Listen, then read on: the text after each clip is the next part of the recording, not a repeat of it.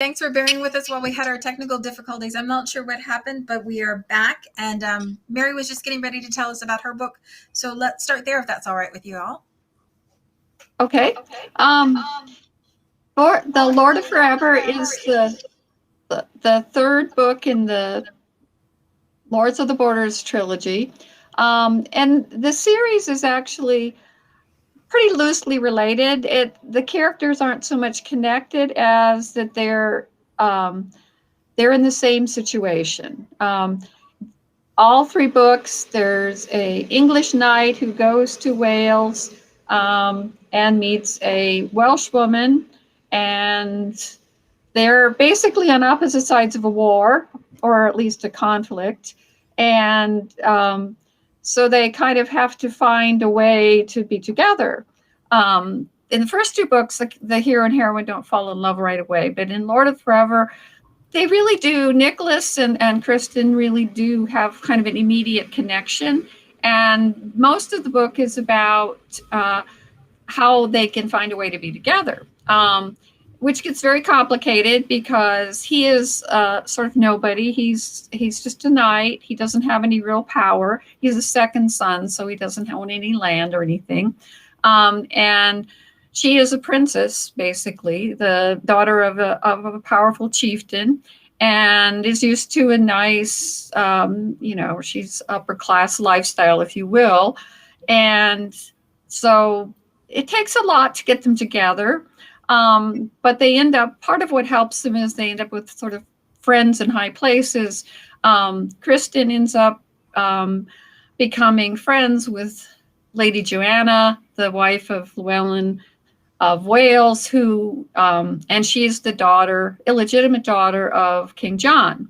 And so she ends up involving King John, and he does some things to help them be together, but he has his own agenda. And so that actually complicates things in some ways because he's sort of playing things off, the hero off against his son-in-law, and that's very so there's a lot of adventure in the book, a lot of action, battles and kidnappings, and both of them characters end up imprisoned at different times. And so it was a lot of fun to write because there's always something happening, kind of, even though the hero and heroine don't, it's not about so much the tension between them, which is typical for me in my books. And the first two books they're really at odds from the beginning of the book, and it takes a while for them to fall in love. So, the tag for one of the earlier books was the first time they meet, she tries to stab him. Right. Yeah. So, and then the first book in the series, Lord of Hearts, it's an arranged marriage, but she is determined to get out of the marriage. And at a certain point, she thinks about whether could she kill him? Could she, they really are at odds. But Kristen and Nicholas aren't like that. He kidnaps her, at the beginning of the book by mistake, thinking that she's a warrior because she's basically all covered up because it's raining and it's cold. And so he can't tell really. And she's got a nice horse, so he assumes, she's a warrior. He doesn't think it's a woman. And so when he captures her and finds out it's a woman, he's kind of horrified, and he doesn't really know what to do with her because he immediately wants to protect her, because he didn't intend to involve a woman. And he's, and so, and she's immediately terrified that this guy is going to rape and kill her. But then he pretty quickly makes it clear that he's trying to protect her. And so they kind of have an instant sort of connection, I guess you'd say, and then have to work it out. Oh, that makes sense. So can we talk a little bit about the inspirations behind your series? I know you're book 3 in the Lords of the Border, and Laura, you were book 4 in the Regency Spies and Secrets, and you had talked about the coal mines for this one. So I imagine there was a little bit of research that went into doing that. And Mary, I know that when we were talking off screen, you were talking about how long it takes you to write your book. So I imagine that there's a fair bit of background work that goes in that we don't get to see, except in the, in the richness of the finished product, but not necessarily on the page. Could both of you talk a little bit about the inspiration behind your series and the research that you do before you start to write? Sure. Basically, my husband.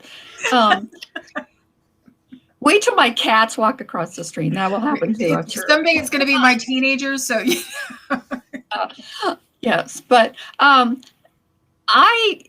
first book, which was written many, many years ago, was set in Wales. I had never been there then. I just fell in love with the country. And then it just sort of grew from there. I visited several times, and my love of the Welsh and their history has, just grown.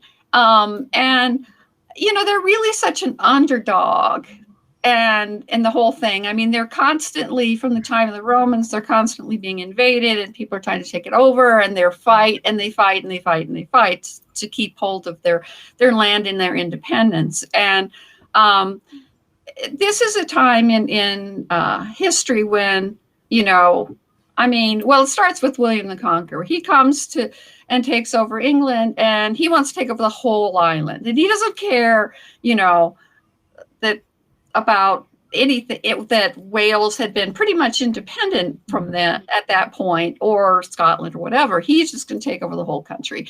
And Wales is right there. The only advantage they have is they have mountains to kind of, as a little bit of a barrier, make it more difficult. But they're kind of right there. Whereas Scotland is, farther to the north or whatever. And Ireland, of course, took a little longer because they had to cross an ocean. But, that was their whole agenda, take it over all of it. And they're constantly fighting, and they have, it's not a rich country. They don't have the resources.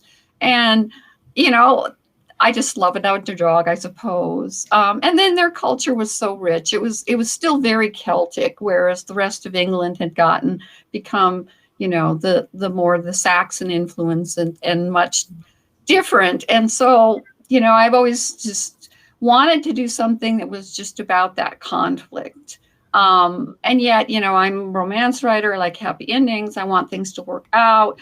So, that's how I worked it out, is that they fall in love. And at least for them, there's a blending of cultures and a way of kind of respecting both cultures and bringing them together in a positive way. Yeah, that's the promise we make. If you spend time with us, we'll give you a happily ever after. Right. That's what we live for. Have you been to Wales since the first book? Have you had a chance to travel there? Oh, yes. Yeah. I've been there 4 times. Oh, and I was wow. supposed to go, theoretically we would have gone maybe this year, but obviously nobody went anywhere. And we knew that. So we put it off. Hopefully next year, my sister and I are going to go back. She's never been. And she loves hiking. And so we're going to basically do hiking along the southern coast. And she may have to get her hips fixed first, but we're going to do it, You can just either hips or knees, Yeah. Yes. And she's, I've been back. Most of the time I've spent there was in North Wales, which is really, it's just amazingly beautiful. But this time I'm going to spend a little more time in the southern part and kind of explore that. I had my first book, I had never been there. I did it all from research, and I did it the old-fashioned way. I went to the library, got an atlas, and read all the historical novels and the historical research, and it was much harder then. If I had to find a detail, you really, really had to hunt. And now you just you Google it, and there you are. So I've been writing in Wales long enough and then I've written other medieval books set in the medieval era. It was pretty easy to, really the hard part for me is the story just has to evolve. The characters just have to tell me what what's happening. It just unfolds, and that's the way I write. And it's not a very efficient way, but that's what I do. You said you don't plot ahead of time, that you write. I really don't. I have a general idea of what the story's, what's going to happen, what kind of a story, I guess you'd say, what the issues are of the hero and heroine.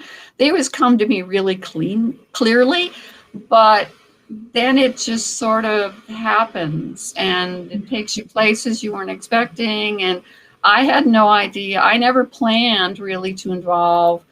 I thought about putting Llewellyn the Great in because he is such a, I mentioned him in the other two books because he was such an important character, individual at that time. And he still is. He's like the greatest hero of Wales, basically, to this day. But I never really thought about bringing in King John and his daughter until it just sort of went that way. So that's how I write.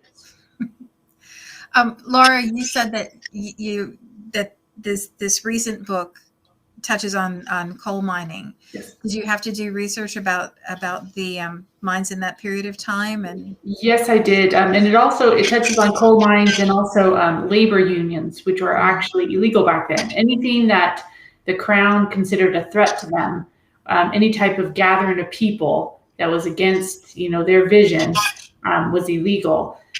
So it's great advantage that we have the internet. We can just Google and you read these old reports. And my editor actually even kind of said, this might be a little too graphic. It's a little, because the reality back then for coal miners, it was a really sad plight for them. It was really sad, especially for children. I mean, they died all the time in those mines. They were left alone down there for like 9 hours. Just in pitch blackness. So it was very, reading it was very sad. But yeah, there's a lot of research, and I've never had the privilege of going to England because we were supposed to go last year, but because of COVID hit. Nope. So when I do, there's all these places I want to see as well. Do you plot out your books ahead of time, or do you kind of fly by the seat of your pants more? I am not a plotter. I kind of the same way as Mary. I have a vision kind of what I want from the characters, and then the characters evolve and they kind of tell their own story. I think it's fun that way when you get the book kind of pulls you through it instead of you having to push it. So. Exactly. Yeah.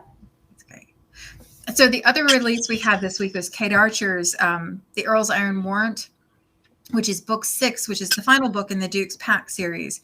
And I have to apologize because when we had our technical difficulties, the lovely set of notes that Kate sent me, she couldn't be here because she had some health issues that she's recovering from. But the lovely notes that she sent me crashed, and so I don't have them. But what I do remember from it is that she was talking about her inspiration being these two characters that were cool to each other in the beginning that ended up warming up to each other over the course of the book, that they were icy and had to thaw. And that was making me think about Mary's first 2 books. The characters that are directly at odds at each other. She also sent this really charming picture of this mangy cat because she's the hero in her book adopts a mangy cat. But I will put the notes for I'll put some details that she had sent to us in the notes from the chat so that you all who are watching us will have a little bit more information about her book this week. Can we talk a little bit, ladies, about how you write, where you write? I know COVID has shifted everything for everybody, and we're not camping out in coffee houses the way we used to.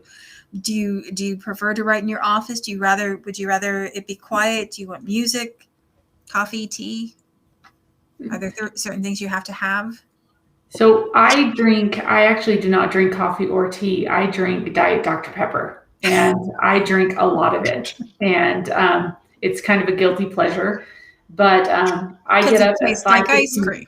Yeah, exactly. Yeah. I get up at 5:15 in the morning, so it's completely quiet, and I write before I have to get my kids up for school. And at least I can get, hopefully during that time, about half a chapter done, if I'm lucky. And so, because I try to write about half a chapter to a chapter a day, If I write a chapter a day, I feel very successful. But I try to write at least half a chapter a day, and it progresses the story along nicely. So, but now that my kids are back at school, I have a little more free time during the day to write as well. When you get to the end of the chapter, do you have a feeling of resolution, or do you have it set up so that you know what's going to happen next that's pulling you into the next day's worth of writing? So I have this weird kind of quirk, I would say, that whenever I finish half a chapter or the end of the chapter, I kind of have a little idea, but then I will go take a nap or lay down, and then I kind of role play the story in my head of the next set. And it doesn't always work out that way when I write it, but at least it's kind of like acting it out. And so then sometimes I finish the nap, or I get up and I come back and finish writing. But it's just a weird thing that I do. Or I used to go running. I like processes that involve napping. So, Mary, where do you like to write? How does your day normally look? I know you said you write in the mornings. Yes, I do write in the mornings, which is really odd because I'm totally not a morning person. And I can't do anything else in the morning other than my cats, well, our pets are the dog too, force me to feed them first thing in the morning. And right now, because I have a garden and I live in Wyoming, I have to water every day and usually do that in the morning. But they're physical things that you kind of just stumble your way through. But I can write. It's bizarre. I've always been that way. I think it has to do with, it's a continuation of the dream state. Like you just sort of get up and you're in that sort of, have access to that subconscious level or whatever, and you just keep going. And initially, it was probably the only time I had to write because I was in the same position as Laura. I had young kids, and I could write before I had to get them off to school. And then I'm lucky. I do still work full time in a library, and I have for 30 some years. And the library doesn't normally open until 10. And so usually I didn't have to be work at 10. So I had a little time after I got the kids to school to write too. And I wrote, most of my books like that. And then nights, I just very seldom had time because you're doing stuff with your kids and so forth. So that's kind of the way it works out. I write in my office. I used to write, just whatever and sit down and write longhand, but I haven't done it for so long. I've gotten really spoiled. Mm-hmm. I have a really nice office now. When I started for years, I had basically a corner of our family room. And when I was editing and doing things that weren't so intensive, I was, my kids are off watching TV and playing with their friends, and I'm sitting there writing. And then for a while I would listen to music with, earphones so that I kind of block things out and could focus. And I've kind of gotten out of listening to music, but I really do think it helps sort of the creative process to kind of have a musical background. And certain books, I prefer a different kind of music and so forth. It's amazing how many romance authors fit their writing in amongst child care and work and all the other responsibilities that you have. But lots of books get written with Blue's Clues on in the background, or Blue's Clues from Days of Yore, I guess. So, well, one thing that's interesting is when I first sold my books and I had a 3-book contract, I took the summer off. Because I thought, well, I've got to write these 2 other books, and I was really new at it and kind of anxious about it, and it wasn't nearly as fun because the rest of the time it was like I was stealing away this time to write. It was my time, and all of a sudden I was supposed to write, and I wasn't, it wasn't as fun, if you will. It wasn't as cool to be able to do that. And I'm probably going to retire next year and have much more time to write. And, I'm going to have to find a way so that it still keeps that sort of my time specialness away to it. Yeah. But I think that's why people do it is it becomes a priority to you because it's what you really need. It feeds your soul. Yeah. And so you have to find a way to fit it in with the rest of your life or you're not really going to be happy. Yeah, that makes sense. So this week is the first week that it started to feel like fall around here. You said about watering your garden. We got rain, and then the temperature dropped, and it's just starting to feel like it might start to be fall again. And so we have the Upon a Midnight Dreary anthology coming out next month with it, which I'm really excited about. Are either of you participating in that one? I am. No. What That about the sounds holiday ones? No, I'm just, I'm lucky to get my books written, let alone writing novellas and stuff here. Maybe, I always think maybe when I retire, I'll be able to do more, but we'll see. You never know. Well, I think you said that it takes you 9 months to write a book. It really does. It really does. So you have time to really get to know the characters and live with them for a long time. And I sort of do something that like what Laura does is if I really get stuck, I'll think about the book when I'm in bed at night before I go to sleep, and when I first wake up, I'll sort of like keep it in my head in the story and sort of like daydream what's going to happen, and a lot of times that helps you get unstuck. And yeah, so I think that's, again, it's like you're connecting with that sort of subconscious part of you, and that when and that is not always easy to access because we have so many other things going on. We sort of lose the ability to access that, and that's really what we do as writers. I think everybody's sort of creative when they're born, and then as people get older, they lose that ability to just go into that creative part of themselves. They can't access it anymore. And writers, we somehow maintain that connection, and other artists, they maintain that connection and can access that part of yourself. No, I think you have to feed it though. You have to make it a priority for it to. Right. Yeah. You have to. Yeah. There has to be something, I think, that makes you need that other world, that other reality or whatever. I know I grew up as a little girl in the country. My sisters were older, and I didn't have a lot of playmates. And so I spent a lot of time alone telling myself stories. And and then I was kind of a weird adolescent and sort of, an outsider, if you will. And I spent lots and lots of time listening to music and often my own kind of reading books and in my own little world. So I kind of kept maintaining it. And then when I got older and I had a life, I kind of missed that, this pure imaginary contemplation sort of thing, and so I ended up going back to it when I could, basically, when I had a job and my kids got old enough and things like that I could do it. So I believe that the Earl's Iron Warrant, which is Kate Archer's release this week, I know it's book 6, and I believe it's in a 6-book series, so I think that's the last book in this series.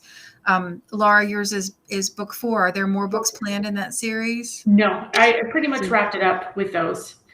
Believe it or not, it was only supposed to be a 3-book series, but Mr. Guy Stewart kind of just spoke to me, and he became another character. So he was supposed to just make a small appearance in book 2, and then his character evolved. So do you know what's coming up next for you? Do you know what you'd like to be working on next? So I'm working on another series right now, just Regency romance. It's called Gentlemen of London, and there's going to just basically, there's some spy elements, there's some, that's not the main thing completely because there's one spy, but they all have their own stories, but they're all surrounded in London. So, oh, cool. So I'm working on that. I'm working on book 2 of that right now. Oh, cool. Yeah. Cool. Mary, are we going to get more Lords of the Borders? No, I think I feel like I kind of did what I wanted to, showing the different sides of the conflict and to be honest, it didn't end well for Wales. So, it's harder to keep creating these happy endings when, really things weren't so great. But so positive. you know? So I just started, and it's very vague yet. A new series based on 3 Crusader knights who come back from, I think it's the 3rd Crusade. I have to look up the time.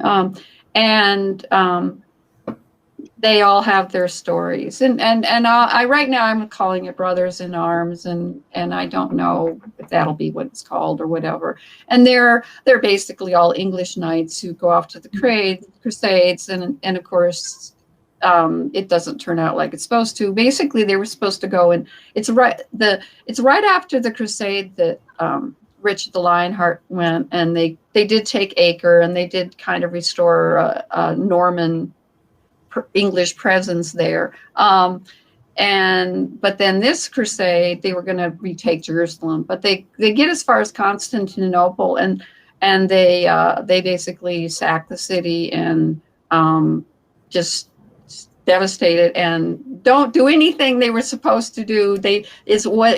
And so these 3 guys have gone on it for different reasons. Basically, they thought it was a noble thing they were going to do, and then they end up in this sort of basically really bad thing that happens, and so they're pretty cynical and disillusioned, and then they all have their own issues to deal with from their families. So and that's basically what I know. I mean, I very just started it, where I'm still working out how it's all going to play out. I have a glimpse of what the heroines are going to be like and what the conflicts are going to be, but we'll see. It's always fun to start something like that. Yeah. Well, it sounds like there's a lot going on for both of you.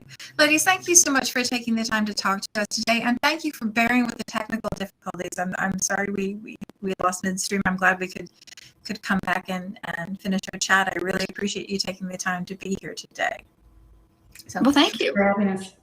For those of you who are watching, we're going to have, at the end of the month, we have 4 releases. This week we had 3. At the end of the month we have 4 releases, and so we're going to do a little bit of a contest to let Dragonblade buy you lunch with Starbucks and Panera gift cards. So I will put up the information about that in the Dragonblade reader group and on the publishing page, and we'll start that one next week.